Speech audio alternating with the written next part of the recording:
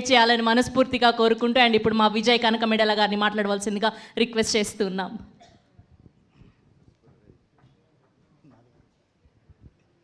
Hi అండి, good evening అందరికీ. Print and electronic media and digital media అందరికీ good evening. నేను స్టేజ్ పైన పెద్దలందరికీ, మా అన్నయ్య హరీష్ శంకర్ గారికి, మా హీరో నరేష్ గారికి కూడా గుడ్ ఈవినింగ్ అండి. అందరూ చాలాసేపు మాట్లాడేశారు, నేను కూడా మాట్లాడితే తిడతారేమో, క్విక్గా ఫినిష్ చేస్తాను. ఫస్ట్ భీమ్స్ గారు, అంటే నరేష్ గారితో సినిమా స్టార్ట్ చేసినా కానీ ఇప్పుడు చిరంజీవి గారితో బాస్తోని ఒక పాన్ ఇండియా సినిమా చేస్తున్నారు. అంత పెద్ద మ్యూజిక్ డైరెక్టర్ అయ్యింది కూడా మళ్ళీ నరేష్ గారి సినిమా చేయడం అనేది చాలా గొప్ప విషయం.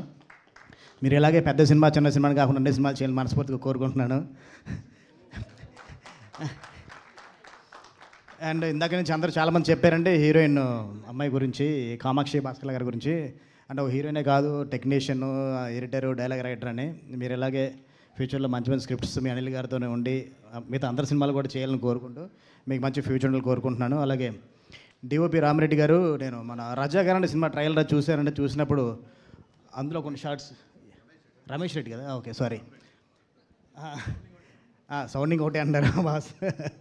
అంటే మా ఫ్రెండ్ నాని అని ఉన్నాడండి, మన రవికే చంద్ర గారి దగ్గర అసోసియేట్గా పనిచేస్తుంటాడు.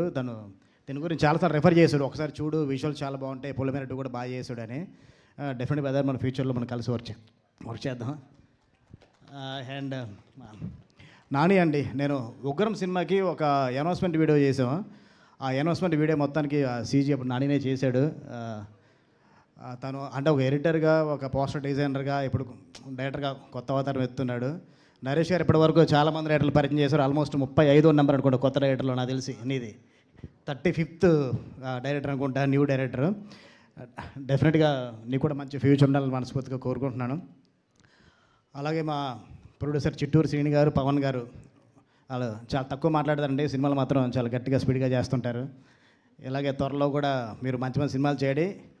ఆనంద్ గారి తర్వాత నాకు కూడా సినిమా చేసి సినిమా చేయాలని కోరుకుందాం మనం. అలా డిస్కషన్ జరుగుతుందని మాట్లాడుతున్నారు ఆల్రెడీ. అండ్ నెక్స్ట్ మా నరేష్ గారి గురించి ఎంత మాట్లాడితే తక్కువ అండి. నాలాంటి ఎంతమంది రైటర్లు కిందకి చెప్పాను కదా, 35 మంది కొత్త రైటర్లను పరిచయం చేశారు సార్. ఇలాగే మీరు కొత్త రైటర్లని కొత్త జోనర్స్లో, అంటే almost 68th film, 70th film అండి ఇది. ఇప్పటివరకు ఇలాంటి జోనర్ చేయలేదన్నారు, నాకు తెలిసి ఎక్కడో చేసేసి ఉంటారేమో, తెలియదు మీ సినిమాల్లో. అంటే కొత్త జోనర్స్ ఎదుర్కొంటూ వెళ్తున్నారు. డెఫినెట్గా ఈ సినిమా November 21st థియేటర్లో రిలీజ్ అవుతుంది. చూసి పెద్ద హిట్ చేయాలని కోరుకుంటున్నాను. Thank you so much.